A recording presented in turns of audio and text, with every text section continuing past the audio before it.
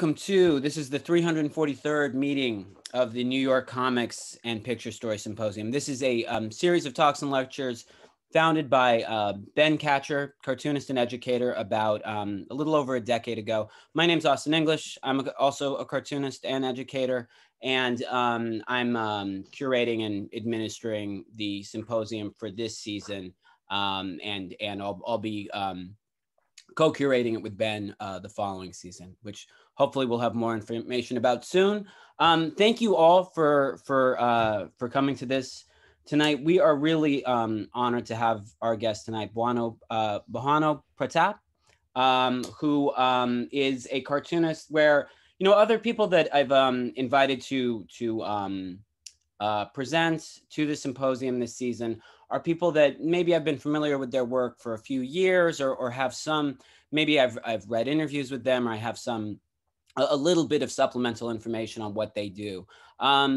With Pratap's work, I really feel like I and many other people have come in contact with it very recently, in the last year, or maybe in the last year and a half. And what's been, I think, very exciting for people that pay close attention to cartooning, or are very involved in cartooning, is to see someone emerge like this, whose work is so fully formed, and not just from a drawing perspective of being fully formed, but really just in terms of a certain sensitivity for storytelling, combined with a very inventive way of making imagery. And I think it's just been, for people that have encountered his work, I think it's been very inspiring to see. And I think what's nice about the symposium, for me, maybe a little selfishly this time, is inviting someone whose work I'm incredibly intrigued by, and just am just anxious to learn more about. So that's what I'm excited for with tonight's presentation. So I'm going to, in a second, I'm going to read a quick bio. But before I say that, one of the features of the symposium is to really encourage a kind of unity of lecturer, presenter, and audience. So I really do encourage everyone who's here. We should say that where Bhanu is presenting from, it's 4:30 in the morning.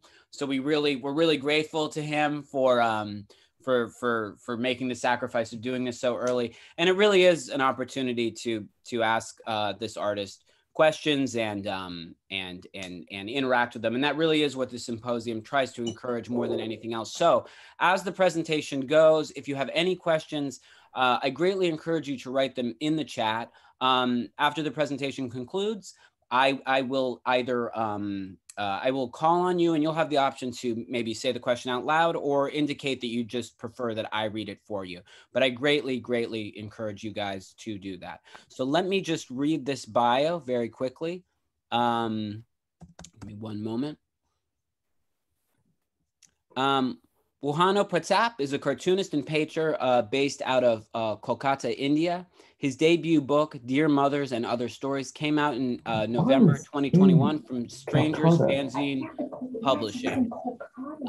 Let me just, here, I'm gonna, I need to mute some people here. Sorry about that. Let me just read that bio again really quickly. Bhanu Pratap is a cartoonist and painter based out of Kolkata, India. His debut book, Dear Mother and Other Stories, came out in November 2021 from Strangers Fanzine Publishing. So without further ado, it's my honor to present Mr. Pratap. Hello. Yeah. Hey, Austin. So first of all, thank you so much for inviting me to this wonderful symposium. Like, I'm pretty honored to be, first of all, part of this current lineup where the amount of artists whose work I just like, and well, some of their work probably would be in the presentation I'll show. Like, it's kind of, as you said, like it's only been like a couple of years since I kind of started, like, for myself, started making comics again. For most people, it's probably the first time. So within this time, the amount of people I've interacted with and all these artists whose works I've loved, and like just being in the same lineup as some of them, just is like a wonderful privilege. Okay, so let's begin. Let me share my screen. And we can start the presentation. Uh, Hold on. Where is the? Yeah. Okay. Is the screen visible? Yeah. Yes, it is. It Right. is. Okay. Okay. So let's begin. So before beginning the presentation, let me just give a small preface because it's not. Yes, let me just say preface. So for this talk, I would like to give a slight preface to my presentation format and the topic of the presentation, unfolding folds of the body and gaps produced therein. So one question that came to me thinking about the body was, are we just an elaborate pipe starting from the mouth and ending at our anuses with disorderly managed appendages around? It's an absurd thought, but just like my absurdity, just like it's an absurd thought, but just like my comics, absurdity is one of the grounds which I dig in. Therefore, I tried following through to see where I might land, and I started getting many disparate, unlinked, disconnected ideas with no with no real connection between them. But of course, these thoughts had some shared ground, which is myself, and also that it somewhat relates to the specificity of comics and my pursuit within the field, where comics is not just produced by putting two things or moments together on a surface, but also by the gaps between them and also the holes through them. The format kind of reflects this disconnection and it springs from a certain wholeness, which, however vague that wholeness is. My hope is that even though the slides and the material on surface are very disparate, just by the sheer weight of them being one below another and through some sort of an internal narrative, some building up, some churning, they will collapse into a body like form which has some meaning and will give us an idea of the image of the world, the body, comics as I see them. Uh, so first of all, let me just name the artist whose work I've kind of put through in no particular order. Margaret Ferrick, Biboswan Bose, Suehiro Maruo, Cy Twombly, Rene Magritte, Semi Harcum, Chris Ware, Seiichi Hayashi, Nagisa Oshima, who was the director, Francis Bacon, Philip Guston, Dino Buzzati, Olivier Schrauen, Bhanu Pratap, myself. I have some works in there as well. Fletcher Hanks, Tsukioka Yoshitoshi, Shigeru Mizuki, Juzo Itami, who's a director, uh, Tim Hensley, Fiona Ray, and Abbas Kiarostami. So the so these are kind of illustrations that I've picked for this presentation, and they kind of relate to me personally. But obviously, they are not in this presentation are not like very far away from the context of the original works or whatever the artists have intended. But this is just me reading into those images as I see them. I have this habit of not reading a lot, but when I read, I end up reading like the same books quite a number of times, and it's kind of a weird process where like as I read, I kind of get the work more and more and the images more and more.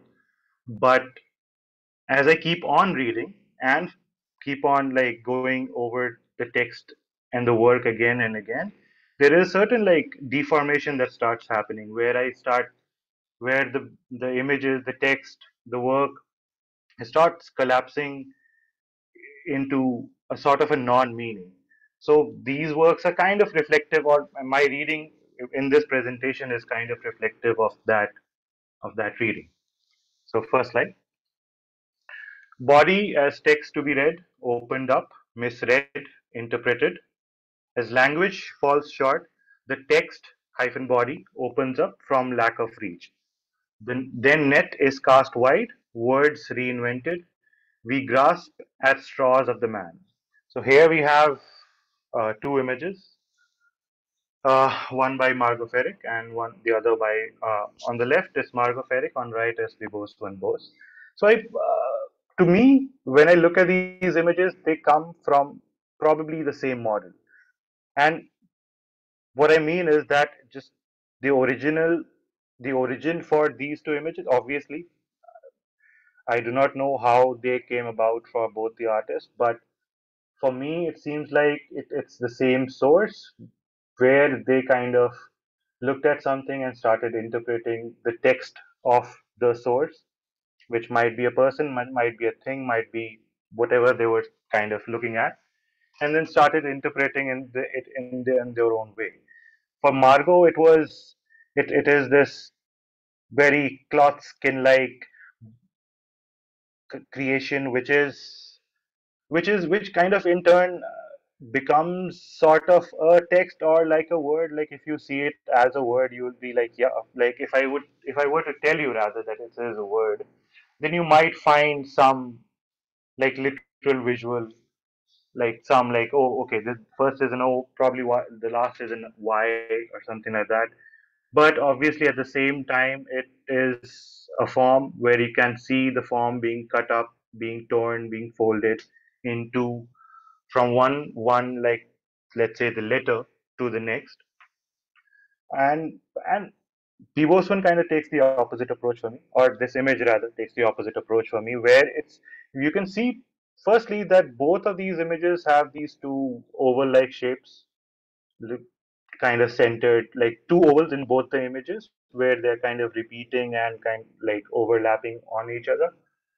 And but the approach that Bevo's one both takes, Bevo's a friend, so I just keep calling Bevo. So Bevo's one takes is much different, where the body opens up and a lot of things enter in it. So it's not just that the body is folding upon itself, it's as if something has entered into the body, but not really just as something would like enter into a hole, but as if all the folds and all the contours, all the silhouettes are kind of opening up and letting things in, but also they are spreading out. So you do not, by the end, you do not know if the image is if it's a human form, if it's a human form with mixed in with objects or the scene, the room, whatnot. This next two images are by Suehiro Maruo and Sai Twombly. Again, same thing where basically I have yet another connection between the two things where I felt like both were depicting like a similar image, where you have a certain carnage happening at the bottom, and you have a body, like especially for like, obviously it's more apparent in Maruo's work where there's a figure and you can see things happening to the figures. And but on the right, it's just, to me it feels like the figure is there, yet it is being obliterated like throughout. And this mirroring in different styles, like shows that how again like a same body, which is being, in this case, again in my reading, in my assumption, being brutalized or being violated, how they are being depicted. Like for Maruo, there is this character who is first of all identityless. Like there is a cloth on his face, so you do not know. I mean, obviously, in context of the story, you do know, but in this image, you do not know. He's just some figure with without any eyes, without anything, without any like appendages. It's just a bloated body. Where again, it becomes, the more you kind of take away from the body, the less it kind of appears human, and you feel, obviously, through our biases, we feel that it's less and less human. And then you see a carnage happening where it again more dehumanizing kind of an aspect of this interpretation. But on the other hand, you have this abstract piece where it's the same figure to me. Like if you can see, there's a white in the middle, and then it kind of broadens out as you go below, and then you have the carnage at the bottom. To me, it's the same scene, but it's explosion everywhere. So it's again a kind of a human form which is being again dehumanized and not not displayed as if it was a human. Third image, this is by Margot Ferrick. This is a dog becoming a dog or a dog becoming a dog, uh, where the letters and the word tries to become a creature or the creature tries to become a dog, but you have like a certain disparity between the two, and you also see that even after multiple attempts the two kind of remain apart, where the text and the body kind of become hyphenated, so even if they are together they're still separated. The body and the way like the forms are shaped with the lines and everything, you expect it to become a body, or you expect it to become a form or some being, yet it just stays there as a lump or as letters in like a three letter word dog, if you want to read it like that. Okay, next slide. A veiled kiss. It's only a kiss when it's veiled, erotic, not eros. Remains in the moment before in fantasy. Unveiled lips get sealed as fantasy erupts into orgasms and violence. So here on far left you have Rene Magritte's painting, and it's a very, I mean, it's a sort of an improbable painting in a certain sense that why would you veil yourself when you're kissing? But then it's obviously like uh, obviously uh, sorry. Obviously, it's like it's some sort of a metaphor, which will give it that. But even then, like when you are like, so obviously it's saying something to the lines of the image being veiled or the lovers being veiled as they are kissing. But then, what happens when you take away the veil? What happens when you take that away? What, like, does something change? And I would say that it probably doesn't. We, like, no matter how hard you kiss, no matter how forceful your tongue is within the mouth of your lover, there is still a gap between you. You are still two bodies, and of course, you try to consume each other in many number of ways, but you still fall short because after the kiss is done, you still become or remain two people.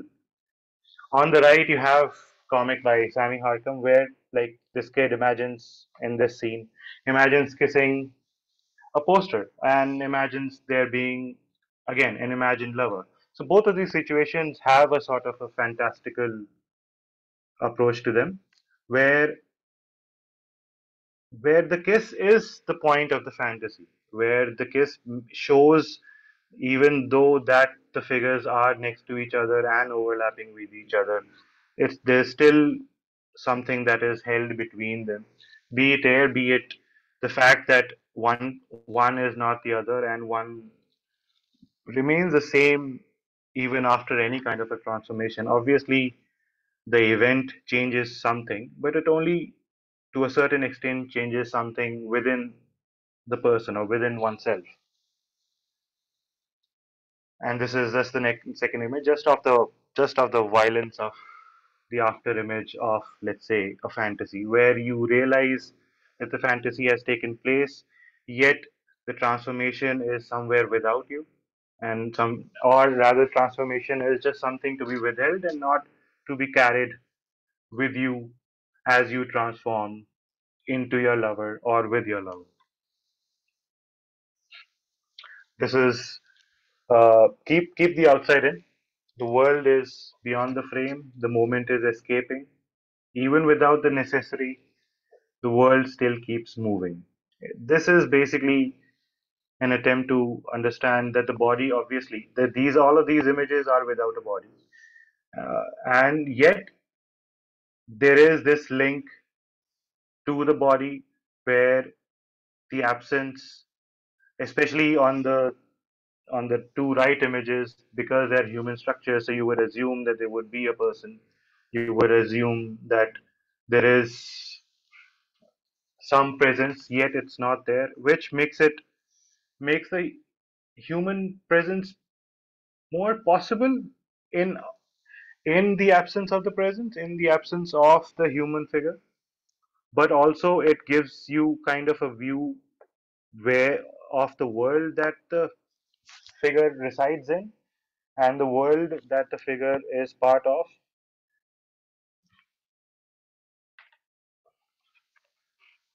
Time of touch is enveloped between the infinity of moving away or the coming together of everything in this instant at this point. Biroho. So biroho is a word in it's a Bengali word which means separation technically, but it actually in poetic sense it means a melancholic separation where even though even though if even though you are with your lover, you still have the sense that you're missing them. You even though you have the other, you have a sense that this moment that you are sharing will end, and this moment is the moment which produces the most intense emotion within the lover, and this probably is the moment where one realizes that one must consume the other.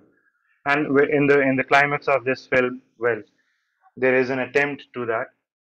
This film is in the realm of the senses, and in the climax there is an attempt to that. But the most powerful bits of this film remain when the one or the protagonist, the one, is away in either through veils or even through doors, either through the partner or the lover being somewhere else or with someone else, realizing the need to consume or the need to be or the need to reach out to this impossible other that you will never get to, yet you keep on trying. You keep on trying to make love, to be around, to consume one way or another through your mouth, through your eyes, through your senses.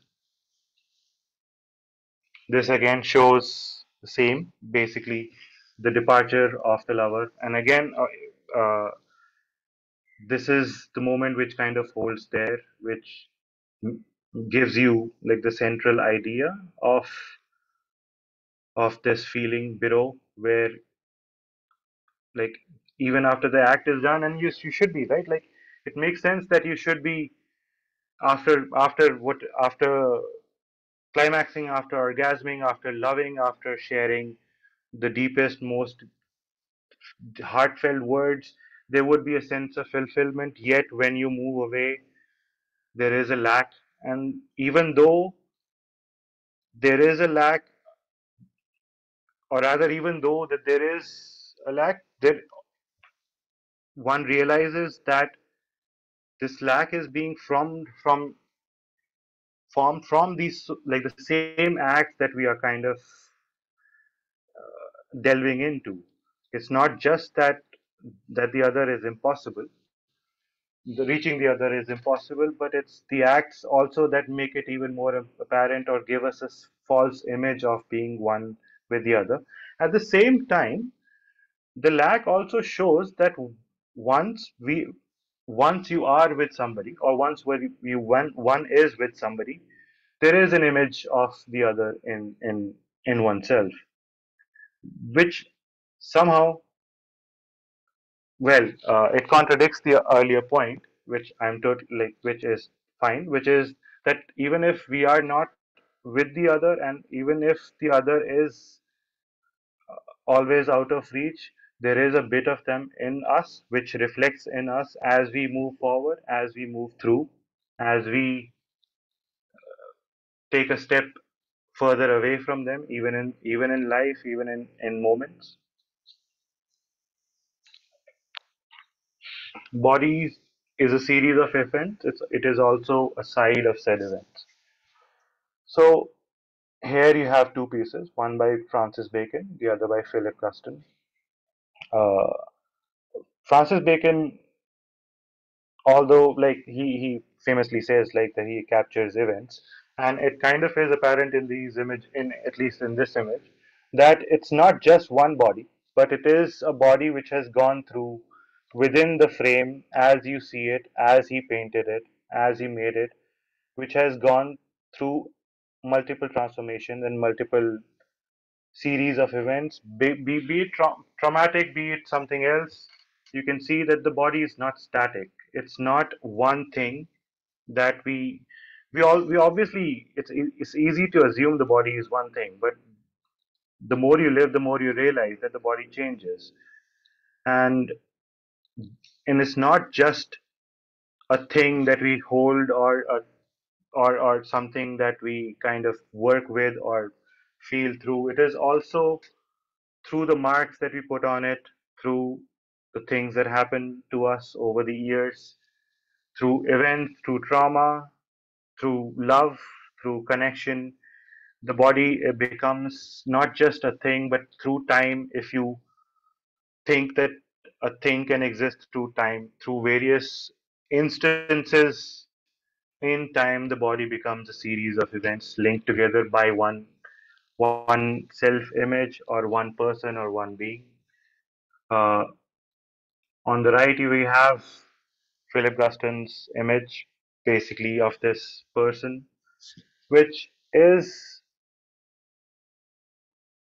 it's more, again, like, this one is a little different to me in the sense that this is more of a site than a series. You can see that the things have accumulated around the person, around this character, around this being, and the body is being sort of displaced within it and within its surroundings. So it's just, so it relates to other things in a more of a spatial sense, rather than in a time, or rather than within time, let's say. And what does that do? Like, what to me, what that kind of shows is that, again, of course, a body has surface, and it is in some way a site or a place or an object. Rather, we would, it's obviously more understood that we would assume, like, we would think of it as an object, but to me it's more site. To me it's more, again, a place where things happen. This does not mean that one does not have agency. Agency is something outside of the site, but it is still a site where things are happening to it, around it. Again, you have a couple of comics by Dino Buzzati and Oliver Shravan. On left, you have this figure which at first is resting, and then as it moves on, it transforms further and further. Again, it becoming more of more of a series of events, where the figure itself might be a panel in the comic, rather than just being a character in the comic, which obviously does not make direct sense. But to me, what is happening to the figure is the series, and everything else is the world around it, is just the world. On and on the right, we have this comic where, again, we have the body, or in this case the head, which is a site where you see all these hair types depicting changing. Obviously there are different figures, but for me, as how I read it, they are one single figure which is constantly being transformed by the hair on its head. Uh, Bodies as a series of hole in mounds, undulating, changing entrances like a hose pipe. So we have a couple of comics, one by Seiichi Heihachi and the other by Bibosun Bose. So on the comic on the left, one thing which really, like, captures me is the circle, the black circle on the comic in the middle, which, even though it is a censoring device, yet it feels like it is held within the body. Like, of course, like, it is obviously easy to assume that like, the whole would be in a sort of typical, or let's say typical female body, but yet the hole is everywhere. The hole is not just on people; it's also on the roof of the house. And the hole is not just static; it moves with them. It also bounces with them. On the left is just a hole, like, you can read. It's a hole, and which, even though you do not see the hole, but you can imagine with all the forms that are kind of transforming into one another, that the form and the undulation would probably present a hole to you. This one is by Fletcher Hanks. To me, this one again is like a very weird image. I mean, he was a maker of weird images, but to me, here, like the transformation of the hand of these celestial hands or whatever, is actually the most interesting bit. Where on the left you see a hand which is just a hand which is trying to grab, but as you move from left to right, the hand again becomes a form with holes in it, and there it is the most realized as a form which engulfs a hand which is not just gripping, but it is enveloping, engulfing.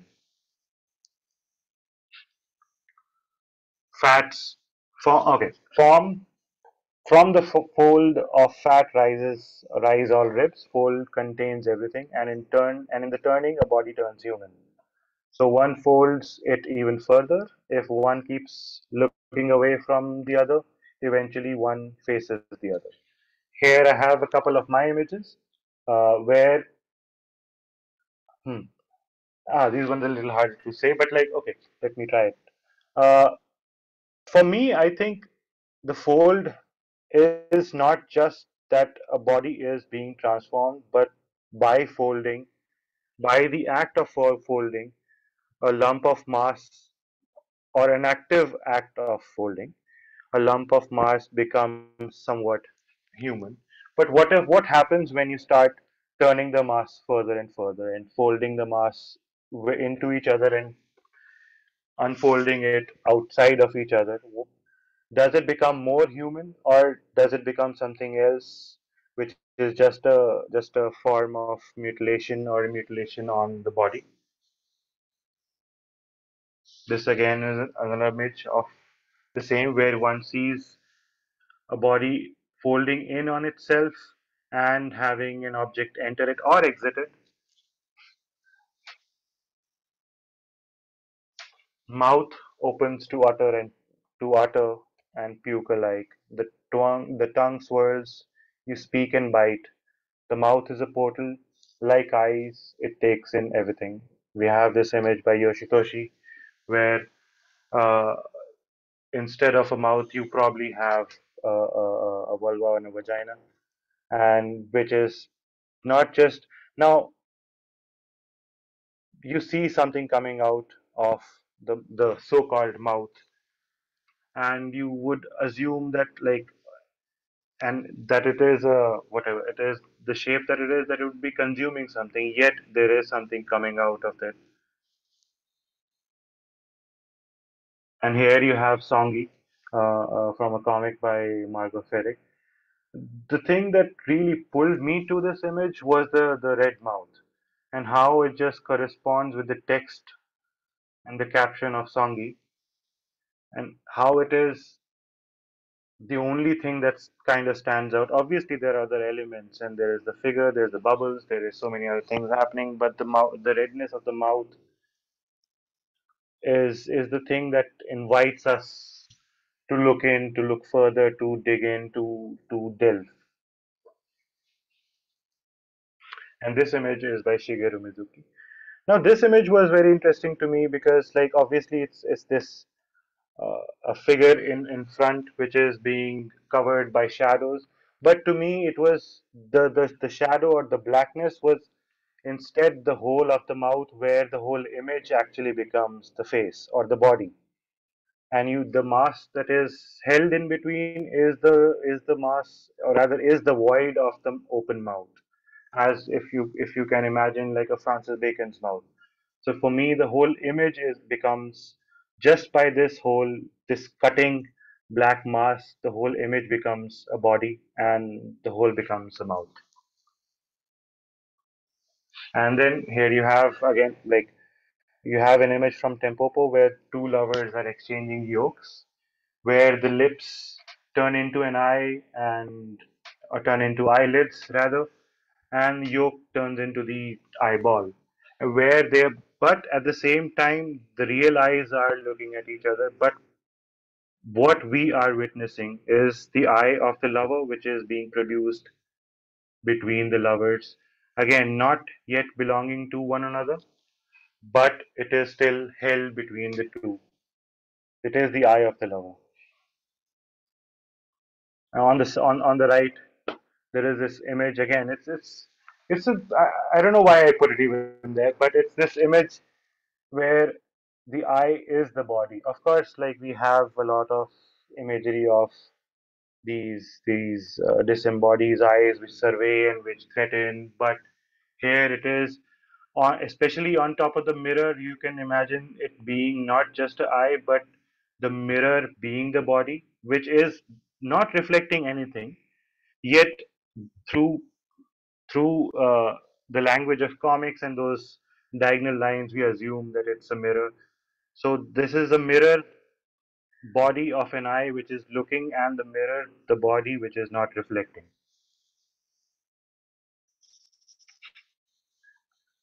Absence, presence. We all live a minute later from now, or and we are absent. We all live a minute later from now, or an instant after. We are absent from what we experience, or delayed at least. Past is s hyphen played out, splayed into the present. We here I have 2 pages of my comic where a character enters a building and it comes across a sort of a mass, or what one would call a love goo, which is maybe the this Mars, which is again from the lover, yet the lovers are not present. They only have a trace. The trace is the blood and this Mars that he touches and he licks to find out that this is in fact like innards. For me, what this shows is that we as a witness, we as an investigator are always a moment too late into our lives and into the lives of whom we investigate. And there is obviously a trace that we see around us, and but the trace is just probably at maximum it is probably just the body, or rather the after image of the body.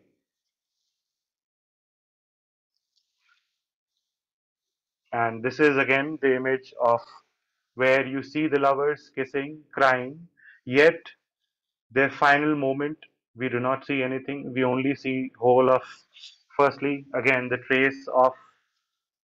of trace of blood which is going into the sewers, and a view from the sewers up top. The only thing we witness is the trace and the sky, but not the lovers at their end. Everything in its place wrongly.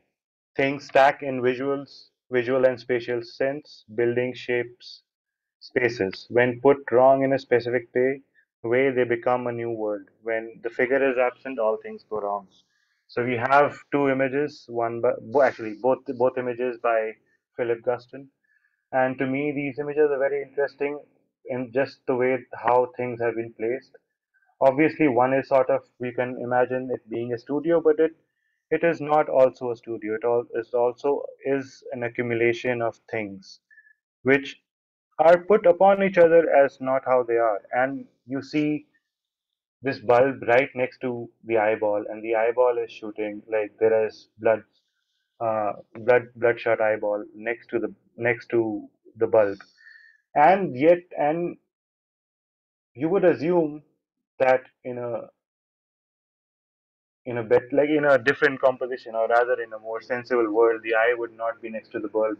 But yet the bulb forms the second eye, and it looks through the things as a bulb does.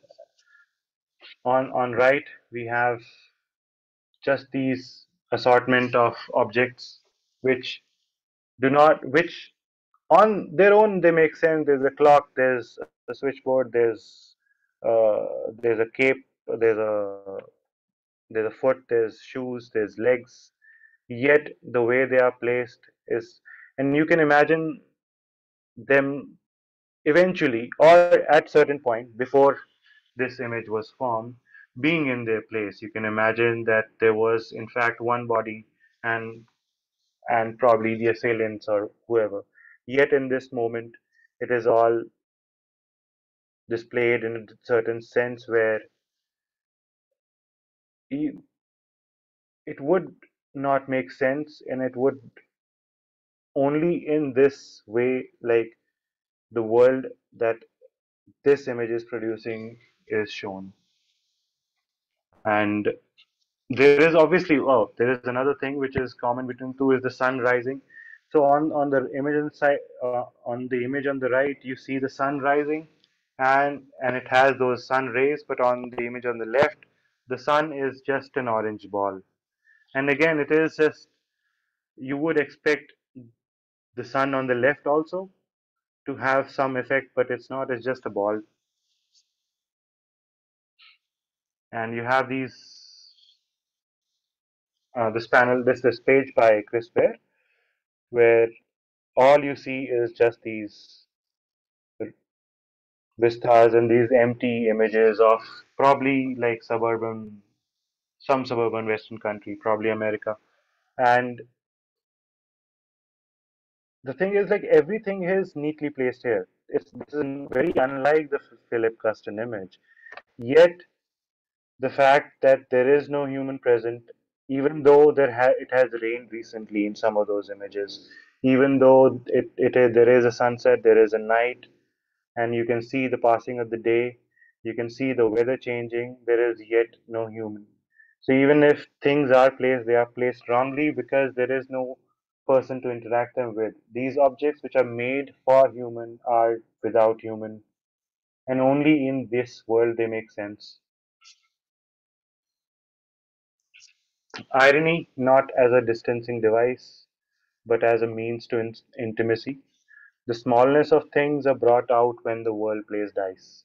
The smallness of life comes when it is further crushed in a compactor. You see this in this comic by Olivia Schrowen, that this character who is anticipating hell, heaven, some purgatory, and sees through the body of the void, which one would assume void of the sort of the purgatory be either nothing or like a blackness, yet there is a body to the void.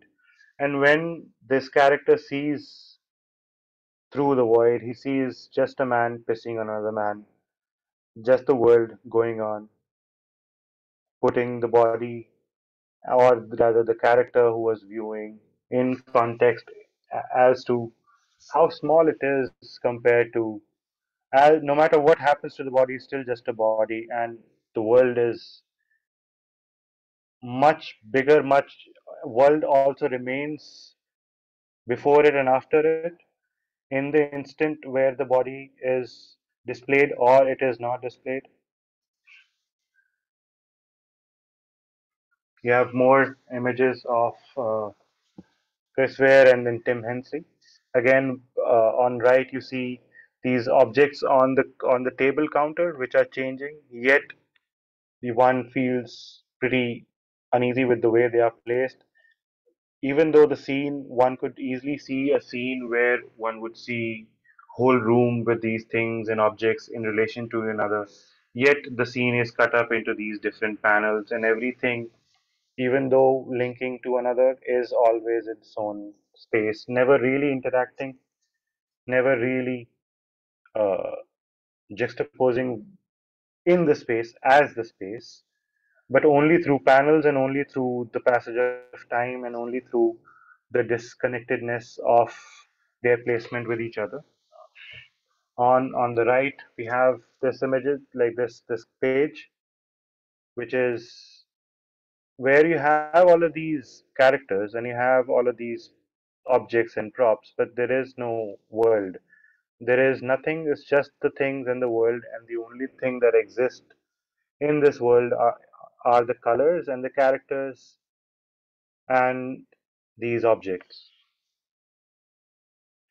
This is shit may not be as funny as farts, but the fart dissipates like a joke. Dead after laughter, it is only shit which stains, mark that are felt, carried through. We have a couple of pages by Suero Maruo, where we see a child being thrown into the toilet and the view of the toilet. To me, these images are just a visceral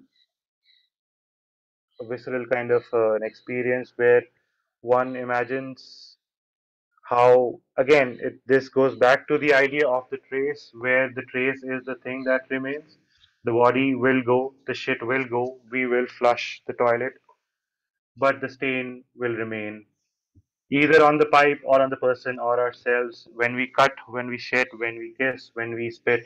Like all of these things have a trace, and the trace is what is remained in the moment after that the event has happened. Things tend to body and body to things. One is nothing without the other, one in turn is the other.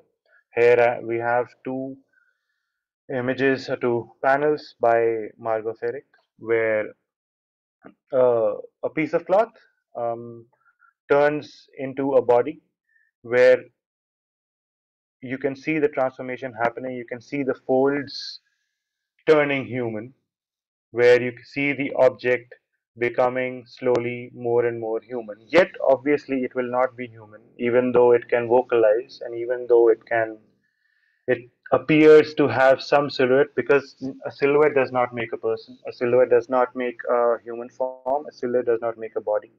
You can at best call this a flayed skin, but one knows that it's a curtain, or rather, it's some sheet, it's some whatever, some cloth material. Yet there is this attempt to be the body. There is this attempt to be human that one carries, keeps on carrying on. Then we have these two images where on the left, again, the body is being transformed. This time, not just on its own volition, but also through apparatus, where it is being turned into human, supposedly. And there are all of these objects which are at force, at play, yet in the end, if you see it as a sequence or even not as a sequence, you realize that the form remains non-human, attempting to be human. On the right, you have the mother carrying a quilt or a blanket, which in turn is the son who, if you actually look at the two panels on the right, top panel and the middle panel, you realize what she's carrying is not just the quilt, but the son himself. And of course, she is happy carrying the son, yet the son is beyond the door and is alone. And son has some other things on his mind. Son is human. Is son human rather, or is the quilt, is son rather an object, or is the quilt a person? And that's it. Thank you so much. That is the presentation.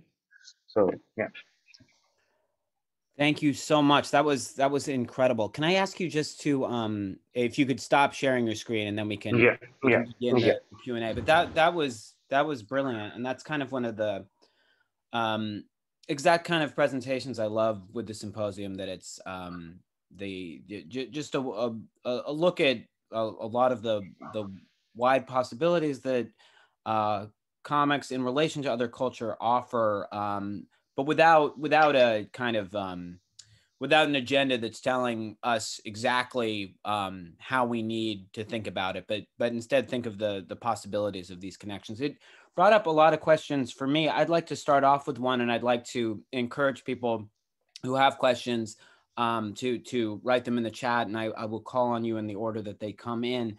But I'd kind of like to start off with this. When you were talking about the bacon image and how a body can be a series of events. Um, and I kind of think, looking at that image, there is a level of work done to the body in his images that allows the viewer some time to spend at looking at the body that he's depicting. And a body is a series of events. There's a lot we can think about what that means, but spending time looking at an image might be inherent in that. And when I think of comics, I think that the repetition of drawing bodies many times and the inherent caricature that most comics work with create a different kind of a different kind of relationship with looking at a body, spending less time looking at each individual drawing. And I was wondering, as you as a cartoonist who also clearly has this deep interest in other forms of visual culture, what you think about how the kind of caricature inherent in most comics as opposed to how the body is depicted in other media, or if that's something that you struggle with, or if that's something that you see as deficient in comics, or it has some kind of power to it as well to you. Huh, okay. So for me, cartoons like I've always loved cartooning, and you can obviously see aspects of cartooning in my work, especially in the first book, Dear Mother. So cartooning has been important to me, but for me, cartoons are as opposed to, I think, how a lot of people would assume cartoons to be, which is a representation of a human form. For me, cartoons are in most cases their own beings and their own selves, which is not really human. That's why we can kind of commit violence to them. That's why they can have a pratfall and they can die, and you can do n number of things to them without any sort of a remorse, and even for a joke or two, you know. So to me, cartoon is kind of interesting. Like it becomes interesting in this sense. It is not just a caricature of a person. It is a simplified shape of a human. Yet it is its own creation. Yet it is its own creature, its own being with its own. If there were some laws, would be following some laws. Obviously, in certain types of cartooning, there are certain laws which you follow to make it look a certain way, whatever. So to me, those kind of things make it again open, like that opens up the cartoon form in a way where like I'm not so encumbered by the fact that it is a human that I'm representing, or it has to look human in a certain way. It can be human, obviously, if it is human by some coincidence, that's fine. But it is again its own form, and then we can kind of start doing things to the form. And I think that is, I mean, in effect, it is there in a lot of, let's say, if not in just in comics, but also like comic adjacent medium like animation, where you have a lot of these scrub screens of these animations in like these characters in motion, where if you hold on a frame, the character is not, it's just a string of like shapes and volumes and lines. And even actually in comics, when you have like motion lines happening, right, there is some extra something to the body that is happening even when we are drawing a cartoon as a cartoon, or as a rather, let's say, a simplification of the human form. When it punches, when it kind of squishes, there is something inherently there. But I do not know like if the people intend those extra things to be part of the cartoon, or they do people just think of it as just a language of comics. To me, though, it's the effect which is interesting. Where for me the reading becomes, the force line also has to be part of the cartoon. Like the shape, the form morphing also has to be part of the cartoon, and that's where I kind of lean towards a little more, let's say, towards fine art, or like towards contemporary art, or towards, let's say, the new figurative movement. You know, Francis Bacon, Guston, where let's say Guston for that matter. Obviously, he was, especially the cartoon works, they were very inspired by, you know, the older comics and the older cartoons. Yet uh, the cartoon thing was, to me, how the effects of those things, they were kind of, the effects of cartooning was to me on the forefront in like Guston's paintings or drawings, rather than them being an effect of, let's say, something happening, like let's say a violence or pratfall or like punch or like a laugh. To me, that just seemed more intrinsic to the character, to the cartoon. So I've always kind of tried to figure out like what does, like how to differentiate between like this intent of cartooning and the effect of cartooning, and try to figure out like where does the cartoon kind of reside in. Yeah. That's I think that's a beautiful answer to it. Can I ask just to follow up on that? You know, Sure.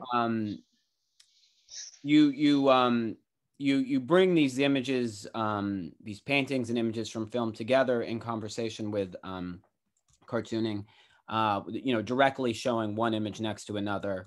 Um, can I ask what you're, if you've worked in other mediums, and maybe what you feel, it feels that now you are very engaged as a cartoonist and working on comics, but clearly you have this not just interest but deep involvement in visual culture and other mediums. Can I ask what brought you to this focus of comics specifically?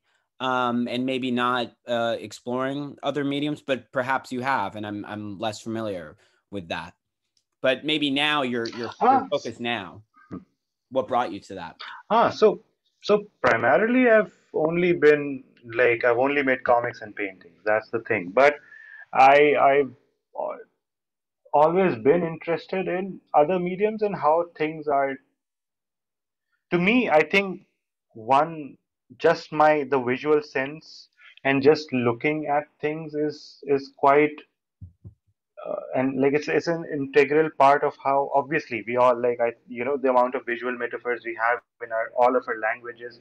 Like like vision is like the primary sense from which we make sense of the world. But to me, looking at images is the way I process uh, like everything, like even in different instances. So for me, like movies or games or animation or like any of those things, they seem, even though obviously each medium has a specific dimension that it kind of resides in, there is also a certain flatness to when an image becomes an image. There is a certain flatness that happens where I start relating that even if, let's say, there's a photo and there is depth to the photo, but like on the surface it's all one.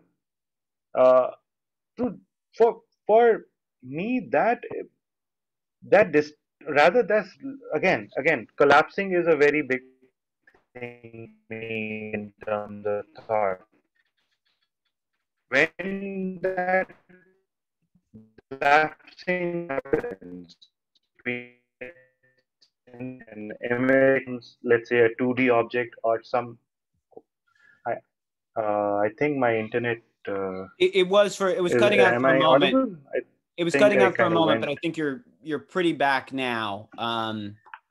I think you're back on track now. Okay, Could sure, you sure. maybe Great, repeat great. just the last few sentences? Sure, sure.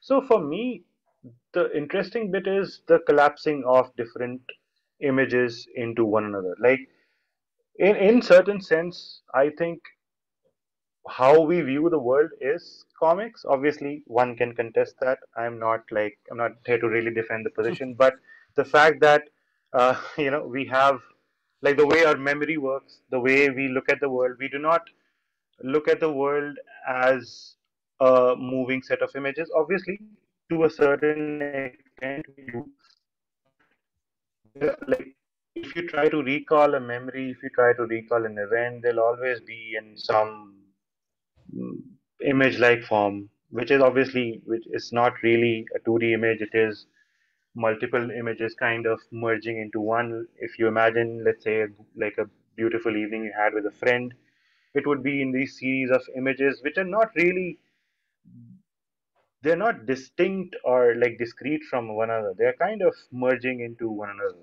So movies and other like all of these other like medium, I see the same thing happening because like the way I'm processing it, it's all everything is sort of comics to me Mm. because the moment, let's say, I recall, or the moment, let's say, I watch like that one movie in Realm of the Senses, like I watched it n number of times. So now I do not like when I recall it, like I can see it in like these different moments, kind of merging and like enveloping each other. Uh, so again, yeah, that enveloping and that flattening and that collapsing is where I think things kind of turn into a comic, where obviously you can then you we can contest about what the surface means, or like when we say, let's say, two things put next to each other on a surface probably makes a comic. But but then also we can ask like what the surface is. So here, like for me, the surface kind of becomes everything that I'm kind of interacting with. So yeah, that's Mm. Yeah, I think that's such an interesting way of thinking it. I feel like there are you just because it's so intriguing. Are you because you've watched the movie so many times, you're saying that your memory of it kind of reads in the same way that you would read the way you process it even as you're watching it reads in the same way that you would read a comic? Is that a little close to what you're saying, or am I? it is at like at times definitely because uh like if you it's as if when you say a word and if you keep saying it n number of time it loses some sort of meaning. So I even when I'm watching it for like the nth number of time it has lost some of that meaning for me. Like I'm not so interested in the narrative, I'm not interested very much in the moment to moment kind of one thing happening to the other. For me a lot of other things starts coming up. They and when those other things start coming up it becomes in in in some way some another narrative or some sequence of things. So obviously it's not on a very instinctive level the same thing as reading a comic, but how I'm processing it after a number of times it kind of appears that I'm forming different set of uh, relating images than what probably is on the screen like as it is presented. So what we need to do to bring film to the level of comics is watch film many times so that so that And we many experience it times the same for way. sure. Like take four films and watch them for your like whole lifetime. I think that's yeah, I think that's a way to go about it. That sounds like a good idea. Can Yeah. Yeah, I really want to encourage some of the people watching to ask a question. There's so much in the talk. It was really just. I think it was just wonderful just to see some of those images in conversation with each other. I was very excited to see the Margot Farrick images. We will have her for the next season, so I'm very excited about No, it that's as wonderful. well. Can I ask you about as we wait for more people to ask questions? Can I ask you about the project that you're working on now? I think people who are familiar with your work are for the most part familiar with Dear Mother. But you were telling me Hmm. before we began that you've started on a new project, or you're in the process of making a new Oh project. I yeah, don't want to so make you talk about it if you're not if it's secret. We can edit this part out. I mean yeah, sure. Like so basically it's similar to my previous works, but it is slightly it is for my for myself, it's slightly more ambitious. It's going to be a little longer, about 100 odd pages. And I have no clue how, like, I have some clue how to handle it, but the way I kind of approach comics, it's this long format is sort of fighting, like I'm fighting all of my instincts to kind of make this project where because so usually like I when I make comics I have a very vague idea of like what the comic will be. Like there is some image, some trace, something which I kind of try to figure out, and as I'm trying to like draw on the page, as I'm and it's not just that it's a stream of consciousness. Obviously there when I'm making like a page has to relate to the page before it and after it, but a panel has to relate to uh, one panel to the next panel, but also the panel on like the like fourth page like so for me like that is where like that kind of editing process where you are linking things, where you are connecting those moments and those beats and those that rhythm is where like the comic like the making becomes interesting. But here like this one, I mean there is a conventional narrative, but I'm trying to cut through the conventional narrative as much as possible, which like slowly realizing that as the text becomes longer, uh, there is a chance of it falling on either too much on the narrative or too much in the like too much on this formal experiment kind of a zone. So I want to kind of figure out like the middle ground where I have these things where I'm trying to connect pages, connect thoughts, connect like ideas from, let's say, from page 2 to page 88 somehow, like visually, if there can be some kind of a coherence between them, yet have like a narrative where there is certain uh, there is certain like transformation that happens to the characters or to the people, etc. So it's a very weird zone, like, and I would want to kind of figure out where that lands. And I don't know, I just told you a while back, I discarded almost 30 odd pages. uh, and I've made just one at the moment, like in the newer set. So yeah, like, it's kind of interesting figuring it out. Yeah. There is a question from, and I'm going to ask. There's two questions that came in. The first from Sally Madden. Sally, would you like to unmute and ask this question? Or would you rather that I read it for you? If I don't hear anything, I'll just read it for you. So Sally asks, can you please elaborate on the idea of an object here? Let's see. Yes. Okay. Can you please elaborate on the idea of an object or shapes attempting to be human? Do these items have their own desire, or is the viewer trying to push them into humanoid shapes? Okay. Hey Sally, first of all, like, nice to have you here. I love your podcast. So love your podcast, love your cartooning. So okay. Hmm. I think it is. I mean, obviously, let me start with the cop out of an answer, and then I'll figure out my way through it. Which is obviously is probably a mix of both, where I think uh, there is when I see this or when I see these images, I see an attempt for this form to become human, because, like, in the sense that uh, how as we see things, we kind of assume that things, like, we see things in our own light, we see things in our own shape. It is an anthropocentric sort of. I mean, it's not sort of. It is that view that we have. We are at the center of it, and everything. And as we are at the center of this world, everything. It would some make some sort of a sense that we are, or rather, things are tending towards us. But obviously, that's just our view, and it is the viewer who is kind of witnessing, or like we are witnessing these things kind of becoming uh, us, rather, or us trying to become the other.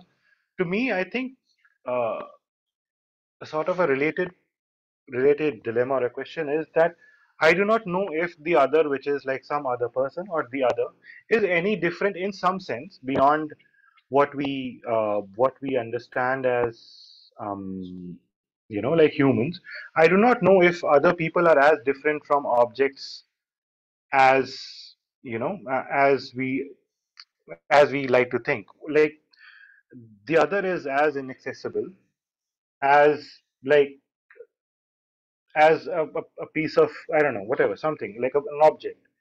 To me, that dilemma of not knowing what the other is, what the other stands for, what the other, like, of course the other reflects in me, but then an object also reflects in me. The object also makes my identity in some way, just like the other does. So what is the difference between that object as object itself and the other, which is the person other as themselves, and like differentiating them from myself. So it becomes kind of a question of this identity where we kind of have to keep on digging in it at ourselves.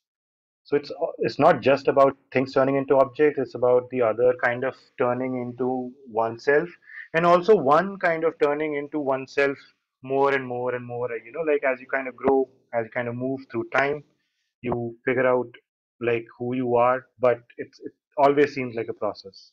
Yeah, that's yeah. Thank you for that question, Sally. Tony, would you like to read your question? Yeah, sure. Thanks for being here, Banu. It's good to see you. Hey Tony, yeah, good to see you too. Okay, I have a long question. So I'm just, I noticed Ferric came up, Margot Ferric's stuff comes up a lot, and I think that makes just like intuitive sense to me because I think their work is maybe one of the cartoonists who I see the most commonalities between like your styles and your just like maybe obsessions. There's a lot shared between you two. So I guess the first part of the question is just like, do you want to say a little bit more about like, what you see in Ferric's work and what commonalities or differences or relationships you see there? Uh, the second kind of question I had, this is like a more selfish one, is I noticed that like both of your comics are really interested in the domestic and like domestic work, babysitting, breastfeeding, that kind of thing, um, and like brings out the kind of uh, sexuality, sensuality that I feel like often gets kind of erased from those subjects or is sort of nerve wracking to portray in those settings. Um, yeah, I guess if you want to talk a bit about your interest in that or yeah, how that comes up in your comics. Okay, sure.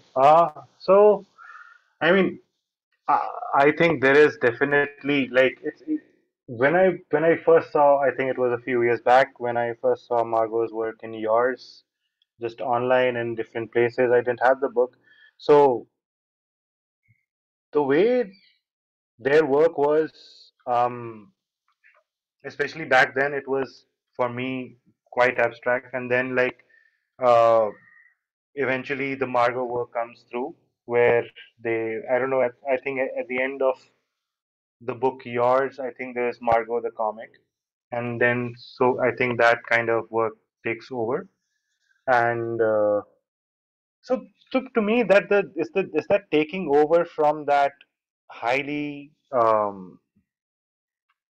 text based or like an expressionistic, abstract abstractionistic kind of style, which turns into this sort of human like figures. I mean, of course they're not human per se, but then they're human like.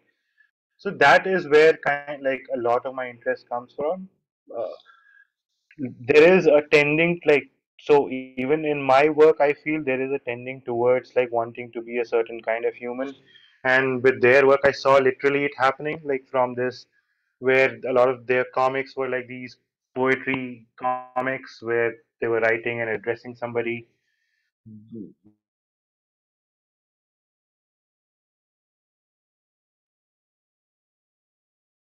whoever the character or the narrator of those poems was. It was a very adult person who transforms, it becomes a baby almost, and then turns into another being. So that just the idea of that in like that infantilize, well, infantilization is not the best word, but let's use it here. Like that infantilization of the character was very interesting. Like, but yet this character is not just a like a baby. It's not just uh, like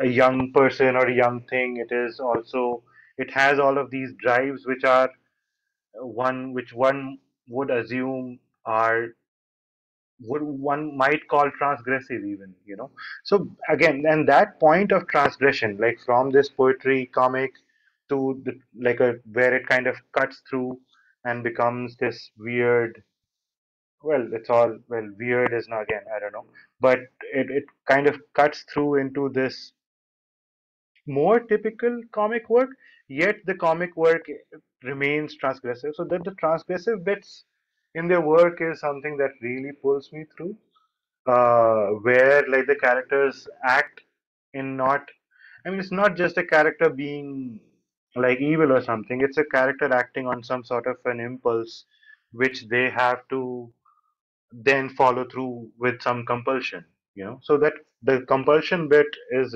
very, very, very interesting to me. I think that also relates to your second question. Is a lot of these situations are kind of, they are like, I think even in their work and my work, they're sort of these things that people are almost bound to do, almost as if it is some sort of a determinist kind of a space where we would we probably would not expect them to act otherwise. We probably would not expect them to be rational, be in certain sort of a societal sense rational. We would not expect them to. We would expect them to kind of follow through, because the only thing that they have in some sort of a sense is that drive for that thing. And again, like the whole the domestic and all, the domestic mixed with the sexual, mixed with like let's say parenting and rearing and all that. I think it kind of again just personally is, it is the fact that I think when something is a taboo, it just becomes like a fertile ground to kind of look into. Of course, like one experiences certain feelings and you realize that certain feelings, like we have certain feelings which are complicated, which we do not want to address because obviously taboo and it's not the easiest thing to talk about. So you kind of project those things onto the characters and then figure out what is happening to the characters without, like in the realm of fantasy. You kind of play around with these ideas where you can see what those drives are and what those impulses are. So that basically kind of becomes the groundwork for me to figure out like what is happening and what does, like, also at the same time, what does a taboo even mean. So it becomes like transgression keeps on coming like again and again in my work. So I try to figure out what does transgression mean. Like, does it just mean drawing a gory detail? Maybe, obviously, that's one way to transgress, but then there are many other ways. As you said, a lot of these things are not talked about, which mean that there is a certain line which has to be kind of dealt with, and how you deal with it is something that it just is interesting to me. Thank you for that question, Tony. I am going to read a question from Emmanuel. I'm reminded as a contrasting hyperreality of Facebook's Meta's VR world, which seeks to represent the body now with animated legs, while I think robbing us of physicality. See also comedian Connor O'Malley's absurdist parody of the metaverse in his Endorphin Port video. More comment than question, sorry, but curious about your thoughts about your work as how it relates to or contrasts with these other hyper real projects. Okay, so I have no clue about the video, so I can't comment on that. And well, I know a little bit about metaverse, but not enough to make a comment. But I think like hyperreal is, I don't know if it's a consistent term to be like, if we can use it as consistently as we do in popular like culture, because what does hyperreal mean? Like, is it just that there is an image of us? Like, how is the image in the let's say the metaverse, different from my image in front of you right now, like where I am speaking? But like, like my mouth is still like a technological like apparatus, right? Like, so how different is this? And there is a screen between us. So how different is it from my avatar, which can now walk, which can whatever, all of those things. I'm not so sure. Like, of course there is, like, there would be a difference because they are two separate things, but I'm personally not so sure about what really, like, is that being a cartoon sort of an avatar, which 3D cartoon avatar which moves around and probably has some real estate in the metaverse, is just that, like, to me, that's what we can just call a false image. But how is that false image, like, it's hard at the moment to really differentiate how that false image is different from, let's say, us talking on like live right now. We're not like, we are interfacing, but there is a technology happening in between. Like, there is processes that are beyond us, which are kind of have taken over this communication. So for me, I'm not very sure about how to separate them really. Yeah. Thank you for that question, Emmanuel. I'm going to read a question from Generosa. Puano, thank you for your presentation. Earlier, you cited Nagisa Oshima and In the Realm of the Senses in your talk, and we thank Oshima for testing the limits between art house cinema and prurient adult film as a response to the cinema of that era. In this era, quote unquote, body horror has become a catch all whenever you morph the body in art. Do you feel that body horror is the limiting term in this medium that inspires you to create away from it? Uh, First of all, I like body horror as like I think I kind of agree with the statement bit of the question that like there is a catch-all kind of phrase like the body horror which happens like whenever something transforms it becomes horror, but I'm not so sure if it is horror per se. To me it's like I just came up with this like quirky phrase which was body ecstasy or body sublime, where it is somewhat beyond beauty, where basically language kind of starts falling short. So in a moment of ecstasy where language falls short, or even a moment of viewing the sublime, language falls short, that is to me like another realm that probably body like this broader body horror could be. It's not just horror. Obviously, we we we we respond in a visceral sense when when we see things happening to the body, and so we call it horror, and which is fair enough. Uh, and but let me just do you feel the body and there's limiting time. Yeah, so basically the limit. So to me, it's not horror. Like that's the thing. Like it is definitely you can, in the broadest sense, sure. Like I said, the way we respond to it, you can call it horror. But to me, it's a whole lot of other things um, where what we are accessing is sort of not as as intelligible as we'd like it to be. And that point is something where, again, uh, as I answered little bit earlier, the transgression bit is the thing which is more interesting to me rather than just like the horror bit. Now, of course, horror is transgressive. It is the genre of transgression, but transgression can also happen in many number of ways. Like you have societal transgressions, you have so many other ways that like people transgress. Some people transgress just by being, like being a minority, being on some sort of a spectrum, all of those things. So these transgressions have some sort of through lines between them, where if we can figure out, or rather personally what I would like to do is figure out where these intersections form. And obviously a lot of these intersections would lie in like a very uncomfortable territory where uh, the answers would not be easy, the solutions would not be, I mean, I'm not talking again like in solving solutions, I'm talking just in terms of pursuing your work. The solution would not be easy, but there would be a sort of a discomfort, but that discomfort is kind of, it's not just the discomfort uh, of uh, like interfacing with this transformation, but it is also like a changing that happens. So to me that changing is important. The change in body horror is more important than the violence that takes place. It's more important than the other outside forces or any of those things.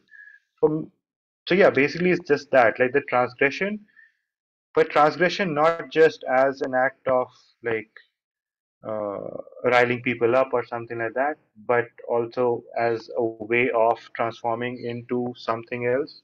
So let's say a transhumanism, like let's talk about like Ghost in the Shell or something like that, or like cyborgs. That obviously that's not like body horror per se, but then there is an aspect of transgression where the body itself becomes something else. So that like it just coincides for me with body horror, and so I use it when I wish to use it, and and obviously it will be one of the tools that I kind of have at my disposal. But I want to also, with like let's say talking about taboo topics, talking about n number of things, I'd want to kind of access them in n number of different ways, which is I hope it has some broader mm, implication for myself. Well, I think that's a beautiful spot to end things, and I also want to thank you as we've been watching you speak. I think we've seen the sunrise behind you, and we're hearing birds Yeah, chirping.